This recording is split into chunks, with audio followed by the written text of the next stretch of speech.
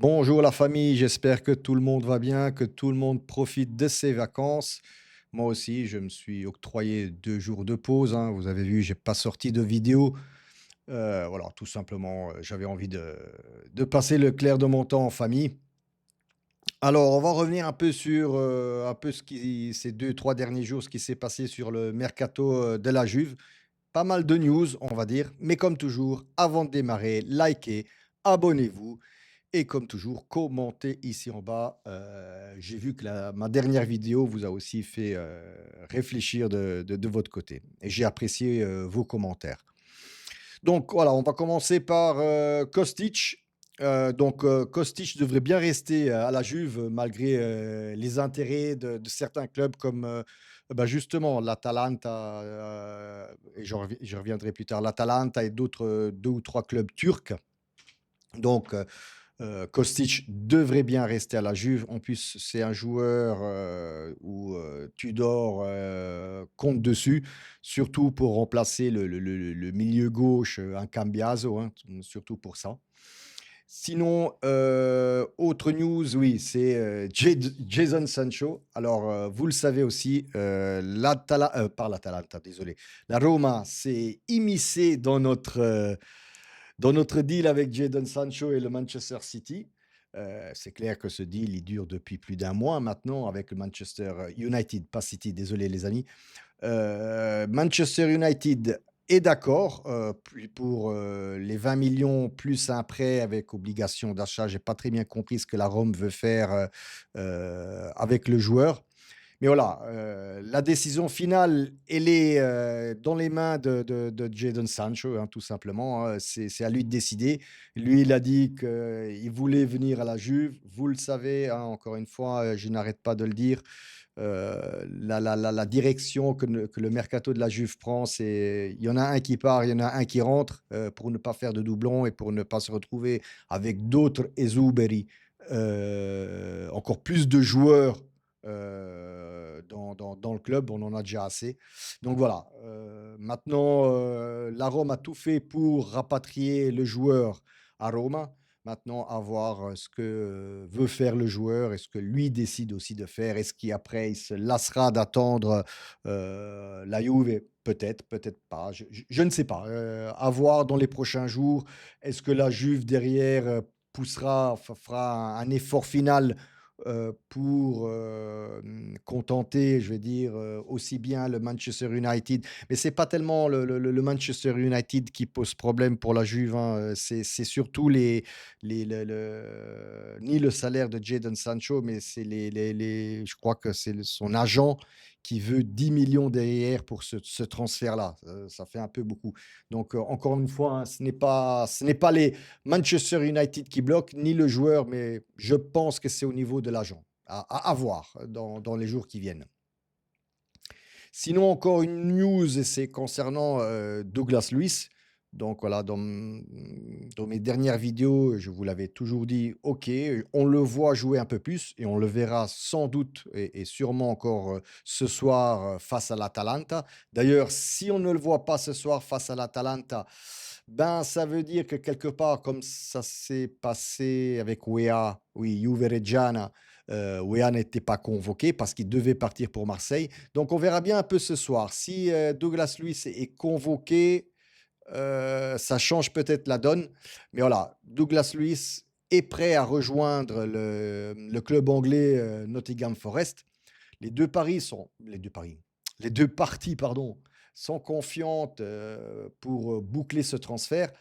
Maintenant, je pense qu'il y a encore un problème au niveau du montant. C'est clair, la Juve ne peut pas faire de moins-value sur ce joueur-là. On l'a pris pour 50 millions l'année dernière. Au bilan, je pense qu'il est encore sur les 38 hauts, donc 38, 39. Allez, on va arrondir à 40 millions. Et voilà, je ne sais pas s'il partira au Nottingham Forest avec un prêt avec obligation d'achat de 10 millions plus 30 millions l'année prochaine. Franchement, je ne sais pas, mais voilà, la Juve ne peut pas se permettre de faire une moins-value là-dessus. Donc, je pense qu'il devrait s'accorder sur les 40 millions. Maintenant, reste à voir, vu ces 2 derniers matchs qu'il a Pour moi, il a très bien fait, il a bien joué, surtout, et je le redis, dans un autre rôle qu'au milieu de terrain, mais surtout en tant devant le milieu de terrain en tant que trequartista, où là, il rend vraiment plus et simplement, il rend plus parce qu'il n'a pas besoin et je pense que Tudor aussi lui a dit qu'il n'avait pas besoin de faire cette fameuse, enfin, de ne pas revenir en défense, donc de ne pas faire cette phase défensive. Donc peut-être que Douglas Luiz se sent mieux dans ce rôle-là. À voir. On verra ce soir face à l'Atalanta si Tudor va le mettre sur le terrain. S'il ne le met pas, alors je vais dire qu'il y a vraiment de grandes chances que dans les prochaines heures, dans les prochains jours, Douglas Luiz part pour la Première Ligue au Nottingham Forest. On verra ce soir. Sinon, un autre point concernant, bah, comme toujours, hein, Randal Kolo Muani. Alors, selon Tuttosport, les amis, c'est bouclé pour RKM. Voilà, Tuttosport a lâché la bombe il y a peut-être une heure de ça. Comme quoi, le PSG et la Juve ont trouvé un accord avec un prêt payant de 10 millions d'euros pour cette saison, plus obligation d'achat à 45 millions si je ne me trompe pas. Donc en tout et pour tout, ça fait 55, plus ce qu'on lui a donné les 4-5 derniers mois. Bon, on devrait arriver sur les 60 millions, hein, clairement. Maintenant, est-ce que c'est beaucoup? Est-ce que c'est je je vais vous dire franchement, hein, de la même façon comme la Juve, ne peut pas faire de moins-value, ben, le PSG, pareil, ne peut pas faire de moins-value sur RKM. Ils l'ont acheté, il y a 2 ans à 90 millions. C'est clair qu'il pèse lourd, sur le bilan. De plus, on n'a pas malgré que Randall veut venir à la Juve, que la Juve est prêt à l'accepter les bras ouverts. Le truc, c'est que c'est quand même le PSG qui a le couteau, pardon, côté du manche, hein, c'est clair, le PSG n'a pas besoin de vendre. Ils n'ont pas de problème de trésorerie. Enfin, vous voyez un peu, hein, donc quelque part, c'est clair, ils poussent pour en tirer le maximum, voilà. Maintenant, c'est clair que je trouve que personnellement, c'est un peu trop au vu voilà, de tout ce que j'ai dit, hein, les 10 millions plus 45 plus ce qu'on a payé cette année. Je trouve que c'est quand même un peu trop, mais bon, on n'a vraiment pas le choix. Et comme je l'ai dit dans mon ancienne vidéo, là, il y a 2 ou 3 jours, où j'ai demandé, enfin, où j'ai fait cette réflexion-là, je pense que c'est une très bonne chose et il fallait le faire malgré tout. Je l'avais dit de faire ce petit effort, hein, c'est de le faire pour mettre de la pression sur Vlahovic et que Vlahovic enfin comprenne qui sera sans doute la dernière roue du carrosse parmi les attaquants. Et ça le poussera peut-être à accepter certains clubs, à voir. Parce que jusqu'à maintenant, je vous l'ai dit aussi, hein, Vlahovic clairement a dit je reste, j'honore mon contrat et je veux toucher mes 10 plus 2 millions en fin d'année. On va voir. Pardon, il reste encore 2 semaines de mercato. Peut-être qu'on trouvera quelque chose pour Vlahovic. Sinon, il reste encore Nico Gonzalez. Alors, il y a des rumeurs, même un peu plus que des rumeurs, parce qu'il y a Nicolos Chiera, Fabrizio Romano qui en parle, Balzarini aussi qui en parle d'un éventuel, pas échange, mais vente de Nico Gonzalez à l'Atlético Madrid. Nico Gonzalez, lui, a accepté le transfert. Sans doute, et peut-être,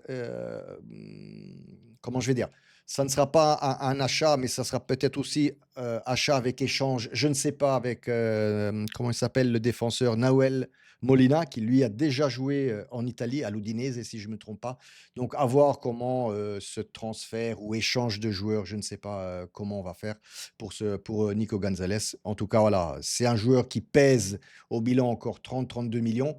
D'ailleurs, l'année dernière, quand on l'a pris, il y a eu un prêt cette année avec obligation d'achat cette année. Donc, On l'a payé, finalement, on l'a payé. Comme un Kelly, hein, pareil, hein, quand on l'a pris en janvier, c'était pareil, c'était un prêt avec obligation d'achat.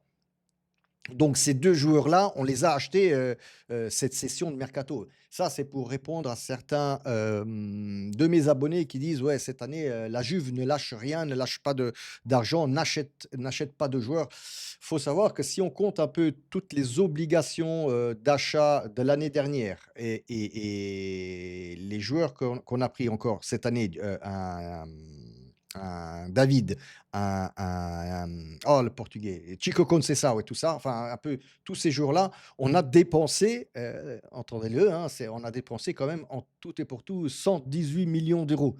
Donc oui, il y a de l'argent qui est sorti, cette année, hein. Il ne faut pas oublier tout ce qui s'est passé avant et faire les comptes aussi, avec ça.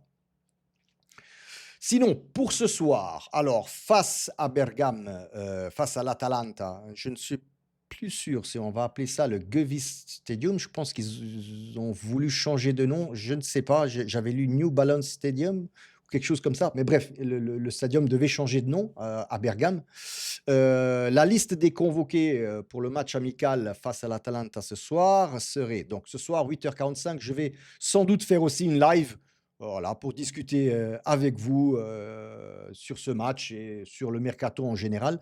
Donc en gros, je vois, je vous lis, hein, les joueurs: Bremer, Gatti, Locatelli, Kelly, Conceição, Koopmeiners, Vlahovic, Ildiz, Gonzalez, Kalulu, McKennie, Hazdic. Donc pour moi, c'est les joueurs qui l'11 effectif, hein, ce soir. Donc vous l'avez vu, Douglas Luiz et sur le banc. Encore une fois, est-ce que c'est parce qu'il va bientôt, partir au Nottingham Forest? Sinon, sur le banc, on a Kostic, Thuram, Pinsoglio, Rugani, João Mario, Douglas Luiz, Cambiaso, Di Gregorio, David, Fuscaldo, que je ne connaissais pas, désolé.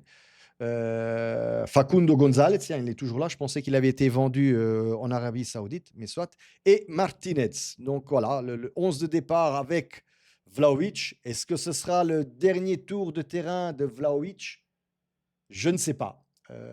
Après, voilà, c'est ce qui a été annoncé pour ce soir. Ça date d'il y a 3-4 heures. Après, vous savez, hein, jusqu'au dernier moment, Tudor peut faire un switch de quelques joueurs.